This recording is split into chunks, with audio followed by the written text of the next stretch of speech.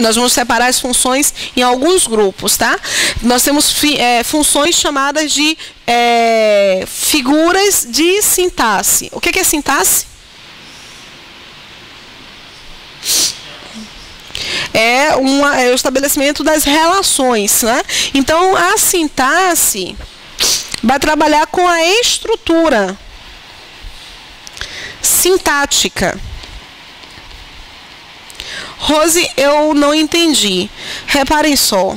Tem uma função de linguagem chamada elipse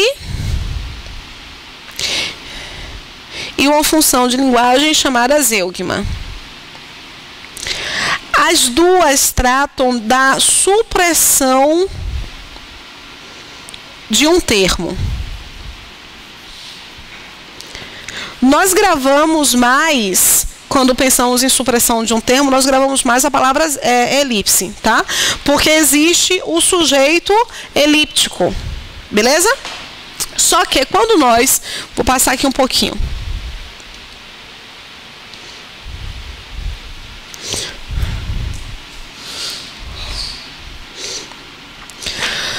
Se eu digo fomos ao mercado ontem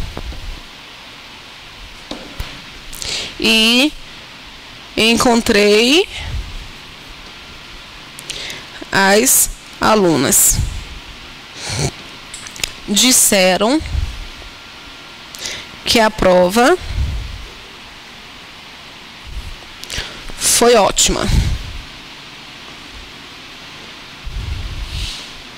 Aí lá na prova, eles pegam essa construção e essa construção, o verbo ir e o verbo dizer. E indicam que houve, nas duas construções, uma figura de linguagem chamada elipse. Verdadeiro ou falso?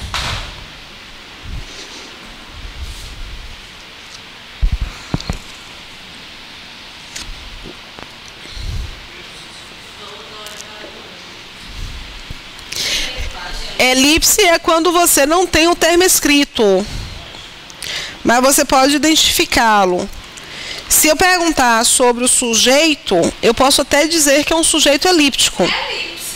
É um sujeito elíptico, porque, olha, disseram... Qual é a figura de linguagem? Em termos de sujeito, disseram, elas... Aqui é um os. Aqui é um as. Elas disseram, olha, quando eu divido aqui, eu canto aquele funk, né? Ado, cada um no seu quadrado. A palavra que está neste quadrado, ela não exerce função sintática nas estruturas do quadrado posterior. Elas podem ser, no entanto, resgatadas semanticamente, tanto de forma explícita quanto de forma implícita. Quando eu tenho esse resgate implícito na posição de sujeito, eu digo que aqui existe um sujeito elíptico. Ok? Ah, mas olha só. Eu sei quem foi que disse? O que Davidson falou assim... para mim, mas não está na terceira pessoa do plural, lembrando de uma regra de concordância e de classificação do sujeito. Verbo em terceira pessoa do plural, meu sujeito é um sujeito indefinido, indeterminado. Só que indeterminado é aquilo que você não consegue reconhecer qual é a identidade. Você consegue saber quem foi que disse nessa construção? Nessa construção você consegue saber quem foi? Você sabe que quem disse foram as alunas. Então, você não tem como informar que esse sujeito é indeterminado se você sabe quem foi. É diferente da construção falaram de você. Quem foi? Ah, não vou dizer não que eu não gosto de fofoca. Você não sabe quem foi que falou. Então, você não consegue determinar. Todas as vezes que você conseguir determinar no texto, significa dizer que este verbo, mesmo estando em terceira pessoa do plural, este verbo tem sujeito determinado. A gente só vai classificar se ele é elíptico, ou seja, se eu não tenho uma palavra escrita mas tem um resgate semântico, ou se ele é simples ou composto, né? Aí aqui você tem o fomos. Existe uma palavra aqui dentro, que é a palavra nós. Mas essa palavra nós está apontando para outra palavra? Aqui? Não. A palavra elas, que nós resgatamos, está apontando para o termo alunas. Então, eu consigo apontar a palavra elas para um termo. Aqui eu não consigo apontar a palavra nós para um termo. O que acontece? Se eu, nos dois casos, o meu sujeito é chamado de sujeito elíptico. Mas quando eu vou fazer a classificação da função, da figura de linguagem, eu não tenho a mesma figura.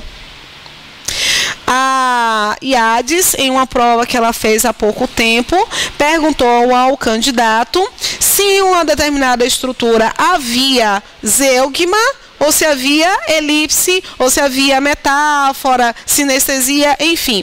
A maioria dos candidatos marcou ali que havia uma elipse. Só que qual é a diferença? A elipse é a omissão de um termo facilmente resgatado e que não foi utilizado anteriormente. Então, você não tem esse apontar para uma outra palavra. A zeugma é a supressão de um termo citado anteriormente. Aí você tem aqui essas duas construções. Em termos, repetindo, em termos de sujeito, ambos têm um sujeito elíptico. Mas em termos de funções, esta aqui, se eu já citei, é uma zeugma. Essa aqui, como eu não citei, como eu não consigo fazer a ponte, essa aqui é uma elipse. Deu para entender direitinho? Deu para entender direitinho? Belezinha? Isso, gente, eu nunca vi. Tanta gente perdeu essa questão. Tanta gente perdeu essa questão. Não, e marcou elipse ainda se achando. Você sabe que aqui... Não, sujeito elíptico.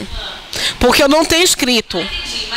Mas função de linguagem, figuras de linguagem, um é zeugma, esse de baixo, porque eu estou fazendo referência a alunas, e o outro é elipse, porque eu não tenho uma palavra com a qual fazer referência. Repita, eu não entendi. Ah, sim, aqui eu tenho uma elipse. Mas aqui, que é o ponto de análise, eu tenho uma zeugma. Entendeu? Então, nessa estrutura, eu tenho um zeugma.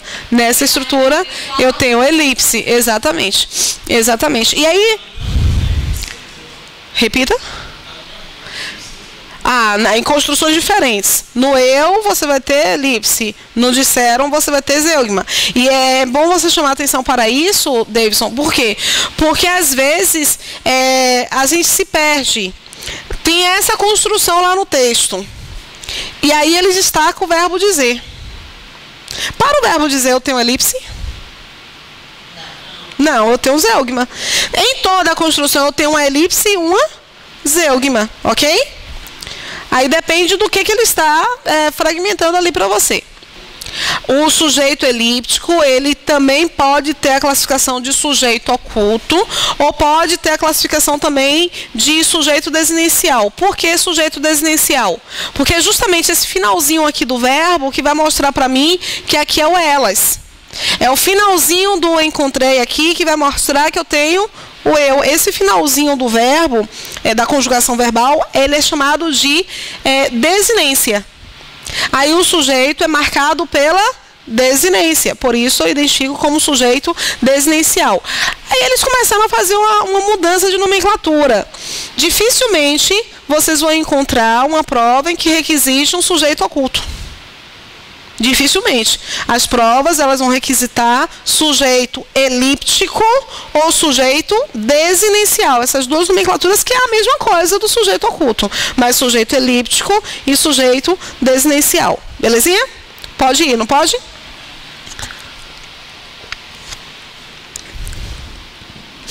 Aí aqui, O hipérbato. Hipérbato é quando eu tenho uma inversão dos elementos de uma construção. O que é inversão? Isso aqui, olha, gente, esta ordem é a ordem preferencial. Na minha ordem preferencial da frase, eu gosto de apresentar bonitinho ali o sujeito, depois a informação sobre o sujeito, que é o meu predicado, depois uma circunstância, que é justamente o advérbio. Eu gosto desta ordem, é a ordem preferencial no processo de comunicação. Só que nem sempre nós temos essa ordem. Às vezes nós temos, olha, desceram os empregados. Quem foi que desceu? Os empregados. Por exemplo, quando nós colocamos a mulheres sendo exploradas, pensando exploradas no Brasil. Se eu mudo a posição de no Brasil, há mulheres sendo exploradas, eu estou mudando a minha informação? Não. Só que o que aconteceu com esta inversão? O que acontece com essa inversão? No Brasil é sujeito? Não. No Brasil é a minha circunstância. Então eu peguei a circunstância e coloquei na frente. Nessa construção eu não tenho sujeito, por causa do verbo haver no sentido de existir. Mas eu não vou entrar nesse mérito, não. Eu quero que vocês indiquem para mim o que mudou. Minha informação não mudou, mas o meu tom mudou. Repita. Já está restringido quando eu coloco no Brasil aqui. Só que quando eu coloco no Brasil na frente, o que acontece? Clarice, acorda. O que acontece? Eu realço o valor de Brasil. Não fica mais realçado aqui? Apresento mulheres sendo exploradas no Brasil. Mas quando eu digo assim, no Brasil, é porque eu tenho uma análise mais profunda em relação ao que acontece aqui. Eu quero chamar a atenção para o fato de que acontece aqui. Então, a inversão, que a gente chama de... Todo mundo repete aí? Hipérbato. Olha, se você não repete a palavra, você não consegue internalizar o que significa. O que é isso? Hipérbato. E o hipérbato é a inversão da posição preferencial. Quando eu faço a inversão, às vezes essa inversão é para realçar o valor daquele elemento. Por exemplo, quando eu coloco aqui eu gosto de você. De você eu gosto. Repara aqui. Eu tenho a mesma informação, não tenho? Em qual delas eu tenho um hipérbato? Na primeira eu tenho um hipérbato. Por quê? Porque eu gosto de você, a minha informação, e eu é o sujeito. Aí aqui eu tenho o sujeito e minha informação está bem fragmentada. Só que quando eu produzi esse, como é que eu tenho o nome? Qual é o nome? Qual é o nome? Quando eu tenho esse hipérbato aqui, quando eu apresento esse hipérbato, o que eu estou querendo?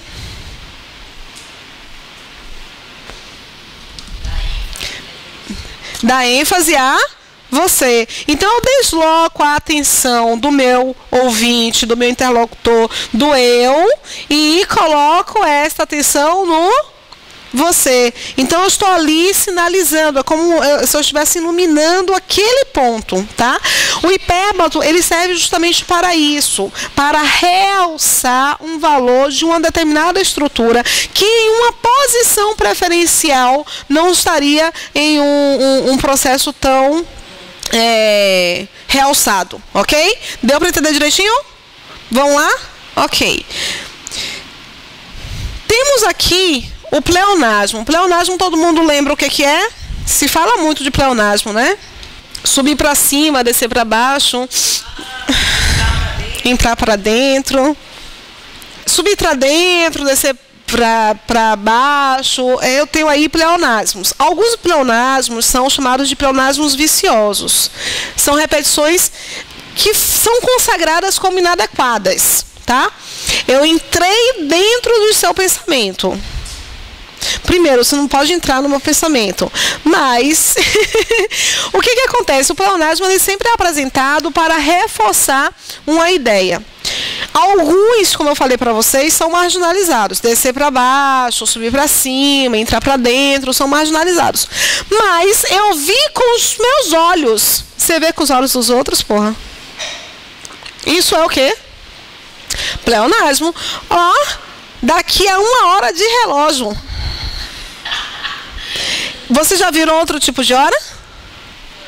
Não. Então, às vezes, nós cometemos determinados pleonasmos e não sentimos que isso é um pleonasmo.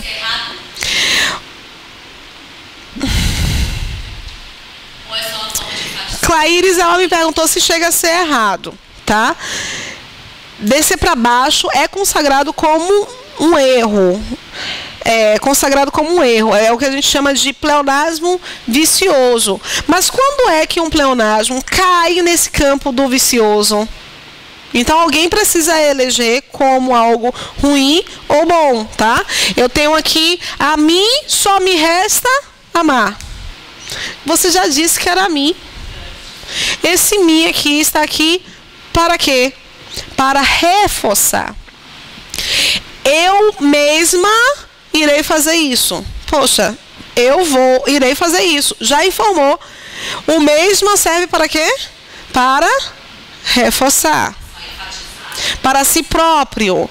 Ele quer o bem para si próprio. Já é para si, não precisa apresentar o próprio. Chega a ser um erro? Não. É um processo enfático. Como eu falei para vocês, alguns são marginalizados e outros são consagrados. Inclusive, isso aqui é super chique.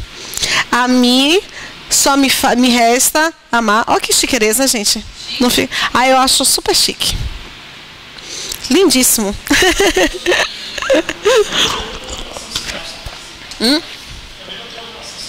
Também não tem uma relação sintática. Existe, inclusive, uma figura de linguagem que trabalha com esta perda da função sintática. É um elemento, é um corte abrupto na construção e o elemento fica sem função sintática. Aqui, por exemplo, além de ser pleonasmo, ele assume essa outra figuração, que eu vou apresentar daqui a pouco para vocês. Aí nós temos aqui o assíndeto. Você tem duas figuras de linguagem, o assíndeto ligadas à mesma ideia.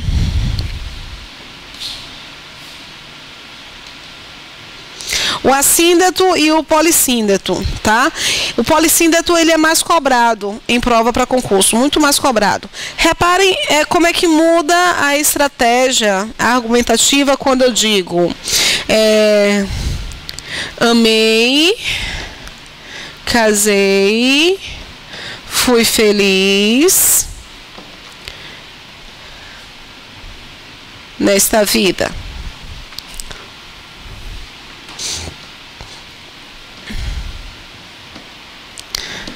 Aí você tem quase a mesma frase. Amei e casei e fui feliz nesta vida.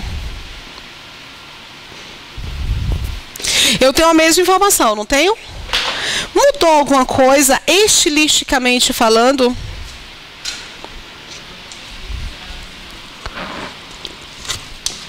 Trabalhar com figuras de linguagem, o que elas representam, perpassa pela identificação do que o texto vai gerar em você. Então, você tem que parar e prestar atenção na construção, tá? E, às vezes, é uma delicadeza, é muito sutil essa mudança. E aí? Tem diferença? Qual é a diferença? Eu quero que vocês tentem externar isso para mim. Na primeira, tipo assim, parece que ele foi feliz porque ele fez de tudo. Eu amei, eu casei, entendeu? Mas cada coisa no seu momento. Isso, no seu momento. E a segunda, parece que a felicidade está atrelada ao fato de ter amado e casado. E simultaneamente ou separadamente? Simultaneamente. Ok, ó, vejam só o que Clarice apresenta. Amei, casei, fui feliz nesta vida. Eu não preciso ter necessariamente feito isso, por exemplo, com a mesma pessoa. Né? Não há uma conexão tão forte entre essas ações. Então você perde um pouquinho a ideia de simultaneidade. Quando eu digo amei, casei e fui feliz, você tem uma ideia de mais simultaneidade, como se tudo tivesse acontecido ou no mesmo momento ou quase no mesmo momento, tá? Há uma integração maior. O polissíndeto, ele tem esse poder. Ele tem a condição de transmitir para o leitor que as ações elas são concomitantes ou elas têm uma separação muito pequena entre uma ideia e outra, tá? Quando... Reparem só. Tiala me perguntou se a apresentação, que ela sempre achou que essa apresentação aqui era um erro. É desnecessária, sintaticamente. Então, uma coisa, por exemplo, o CESP, ele pode perguntar assim: na construção, amei e casei e fui feliz nesta vida, poder-se-ia retirar o primeiro substituindo por uma vírgula, mantendo dessa forma o sentido e o valor argumentativo da frase. Mantém o valor argumentativo? Não. Porque a intenção que eu quero dar com estas apresentações eu posso retirar, tá, Tiala? Sintaticamente eu posso mudar. Eu posso desfazer isso. Assim como sintaticamente eu posso mudar a posição de você eu gosto. Eu posso dizer eu gosto de você, mas argumentativamente falando, tem a mesma relevância? Não. Então, tem que prestar muita atenção, porque é até interessante que Tiala traga isso para a sala, porque normalmente o concurso cobra assim. Como você acha que é um erro, ele pergunta, pode tirar? E você pensa logo, pode tirar, não devia nem estar aí. É lógico que eu posso tirar. Mas lá no finalzinho da assertiva, há a indicação, sem comprometer o sentido e o valor argumentativo do texto. Isso compromete. O polissíndeto, portanto, é essa repetição enfática e fez a tarefa, e sorriu para mim, pegou a caneta, escreveu a carta. Não parece que ela fez tudo ao mesmo tempo? Ela. Eu pensei numa menina apaixonada, toda assim, sem graça, sem noção, porque o cara tá olhando para ela faz tudo ao mesmo tempo e não faz nada direito.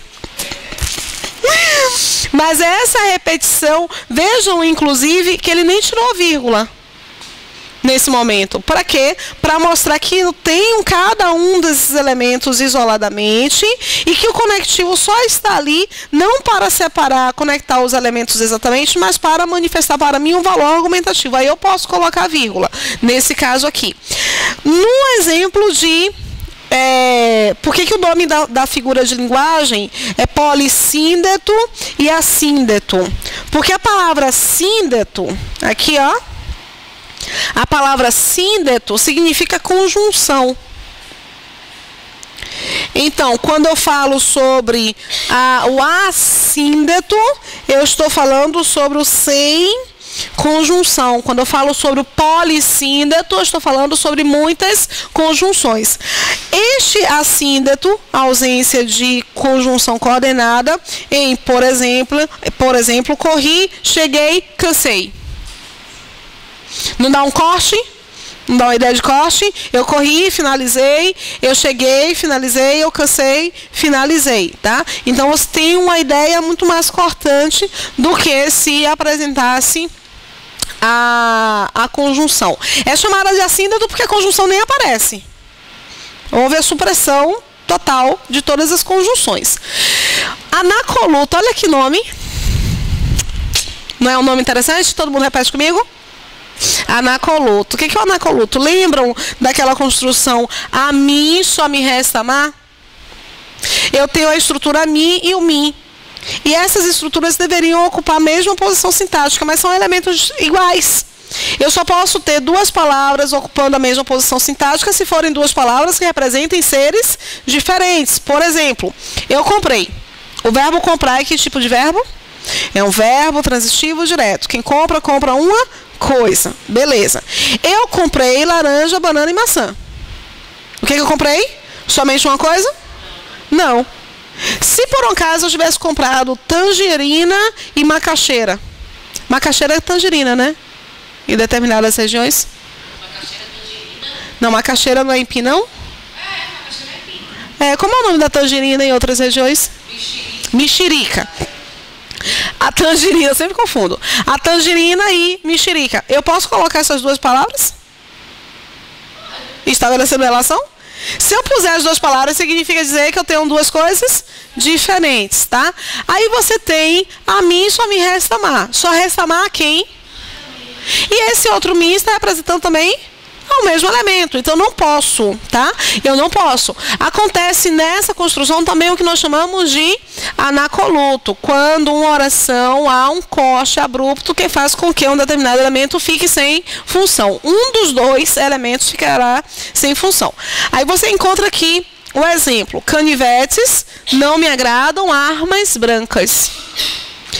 Canivete. Canivete representa o quê?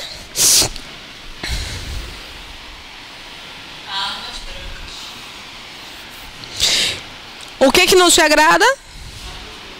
Armas brancas não agradam. Então, tem armas brancas e canivete ocupando a posição de um sujeito. Mas os dois estão se referindo ao mesmo elemento. Houve, portanto, um corte abrupto e canivetes ficou sem função sintática, tá? Por isso que ele é separado. Anáfora. A anáfora, ela é uma repetição, uma coisa importante de se sinalizar. Determinadas nomenclaturas, elas estão presentes em mais de um conteúdo. E elas precisam ser, às vezes, elas precisam ser analisadas de uma forma isolada para cada um desses tipos de conteúdo. Como elas aparecem em mais de um conteúdo, nós temos que agregar, puxar o conteúdo posterior, no caso, para trabalharmos com as mesmas referências. Por exemplo, quando eu fui apresentar para vocês a elipse, o que eu tive que indicar? Que existe um sujeito chamado de sujeito elíptico. Um tipo de sujeito que você não pode ter o mesmo pensamento para identificar a elipse e a figura de linguagem. Por que muita gente, na questão que eu falei para vocês da IADES, por que muita gente errou? Porque pegou o conhecimento acerca de sujeito elíptico e tentou colocar na figura de linguagem. Lógico, tem relação, mas eu não posso utilizar 100% da análise de figuras de linguagem para sujeito elíptico, nem de sujeito elíptico para figuras de linguagem. A mesma coisa acontece com o termo anáfora. O que é anáfora? A anáfora, você tem uma referência para figuras de linguagem. A anáfora como uma figura de linguagem.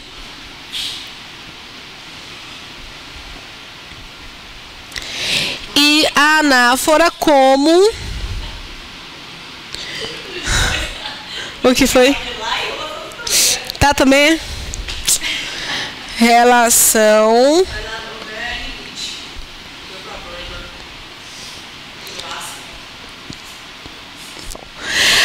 Voltando aqui essa análise, eu tenho a anáfora figura de linguagem e eu tenho a anáfora relação de coesão textual. Qual é a diferença entre a anáfora figura de linguagem e a anáfora de relação de coesão?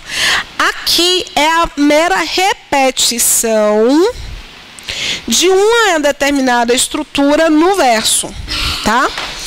Aquela música, por exemplo, é pau, é pedra, é o fim do caminho, é um resto de toca, é um pouco sozinho. Você vai repetindo o verbo ser no início da construção, tá?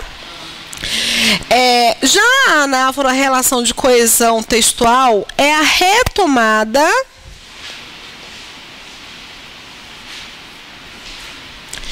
de um termo ou ideia. A anáfora, a relação de coesão textual, é a retomada ou de um termo ou de uma ideia. Rose, como assim? João Baldo, o mês de julho foi um mês difícil, né? Perdemos, por exemplo, João Baldo. Ponto. Esse escritor deixou um legado impressionante para todos nós. E aí você tem a palavra escritor que está fazendo referência a quê? A João Baldo. Então, escritor é uma palavra que substitui João Baldo. Vejam que João Baldo é um termo apresentado que foi retomado pela palavra escritor.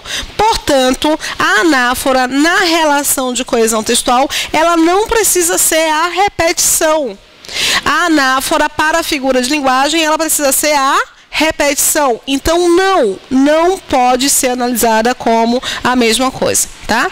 Uma relação de retomada é uma relação que nós identificamos como relação anafórica.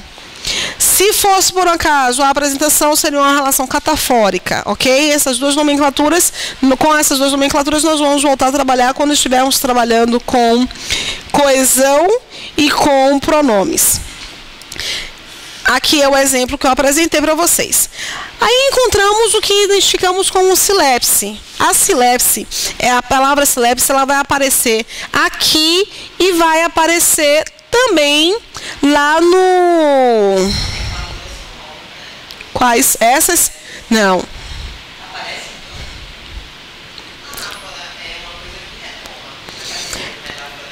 Não.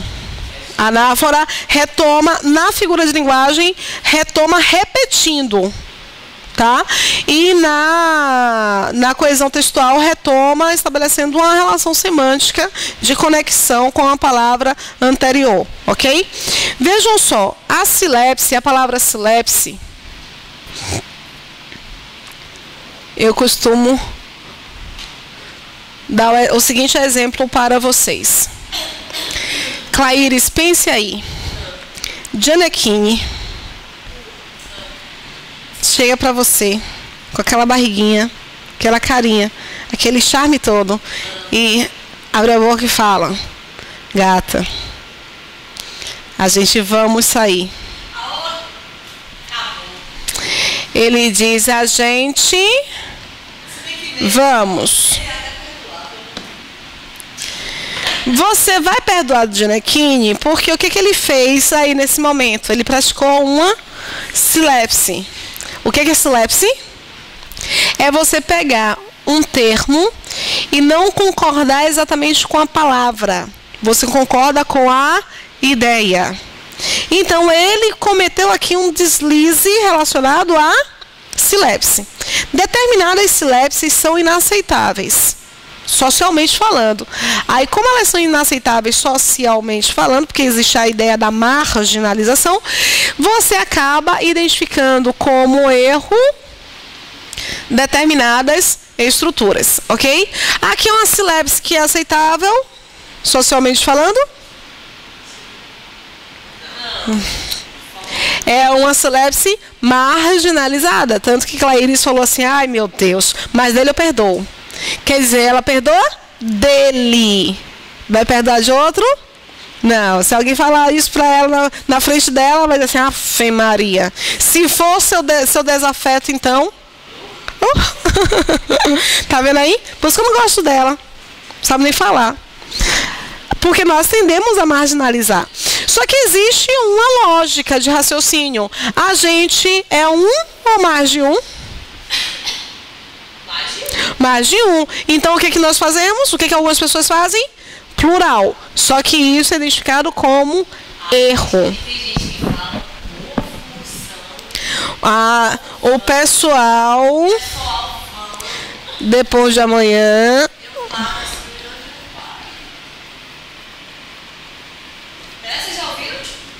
Depois da manhã, de amanhã, quando... pessoal vão, não sei o que, povo vão. Isso aqui nós fazemos muito, tá? Isso que eu vou mostrar para vocês.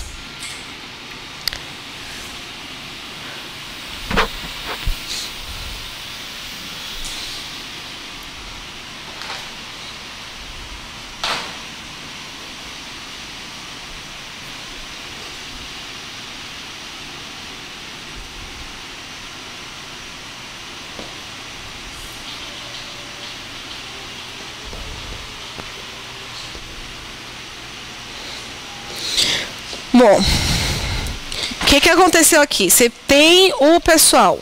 Aí depois introduz uma informação enorme. Depois de amanhã, quando o sinal tocar, farão a manifestação estudantil. Tem algum problema?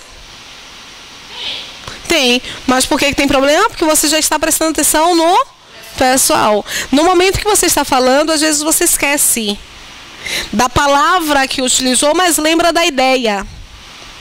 Aí o que você faz? Silepse. Você concorda com a ideia, você não está concordando com a palavra. Essa aqui é uma silepse aceitável gramaticalmente falando? Não. Aí o que vai acontecer, no entanto? Algumas silepses, elas são aceitáveis. Socialmente, por isso, reconhecidas como corretas gramaticalmente. O grupo de estudantes fizeram a prova. Aí entra a observação da relação partitiva. A concordância com o sujeito partitivo é uma concordância estabelecida na base da silepse. Por quê? Qual é o sujeito dessa estrutura? Rose, o que é sujeito? Elemento sobre o qual se informa algo. E é um elemento. Qual é o sujeito? Qual é o sujeito? O grupo de estudantes. Qual é o núcleo do sujeito? A palavra grupo. Rose, por que estudantes não pode ser o núcleo do sujeito? Porque ele está aqui preso a uma preposição. E sujeito é o elemento sobre o qual se informa algo. É uma posição que não pode ser precedida por preposição. Aí você tem aqui grupo como o núcleo. A minha concordância básica entre verbo e sujeito é que o meu verbo concorda com o núcleo do sujeito. Mas você pode fazer uma concordância que a ESAF chama de concordância ideológica ou de silepse. Você pode concordar com a ideia. A ideia do grupo é constituída por estudantes, que é plural. Então, meu verbo, ele pode concordar com estudantes. Mas ele também pode concordar com o fez, que é justamente o núcleo. Ao concordar com estudantes, é uma silepse. É uma concordância ideológica. Ao concordar com um grupo, é uma concordância clássica com o núcleo do sujeito. Belezinha? Deu para entender direitinho? Peraí, se concordar com estudantes, quando é que vai ser? É silepse. Com estudantes, é silepse. Porque a silepse é uma concordância ideológica. Aqui, concordando com o núcleo, é uma concordância clássica, né? De que o verbo vai concordar com o núcleo do seu sujeito. Como é a regra, por exemplo, você está falando de duas coisas, e aí uma é feminino ou outro masculino, aí você concorda com qual? Com o verbo? Você pode concordar. O verbo não. Aí é o adjetivo. Sua pergunta. O adjetivo é.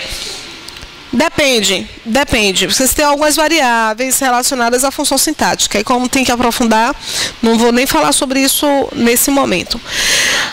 Bom, porque você pode fazer isso. A silepse é uma concordância estabelecida com a ideia e não com a palavra. Desculpa, a ideia está aí acentuada. Um bando de crianças faziam barulho. Ele fazia barulho, deveria concordar com bando, na concordância clássica. Mas ele está concordando com crianças. Por que eu posso fazer essa concordância? Porque essa concordância é de sujeito partitivo. Tá? Isso só vai acontecer nesse tipo de caso aqui, com permissividade, com permissão, na verdade.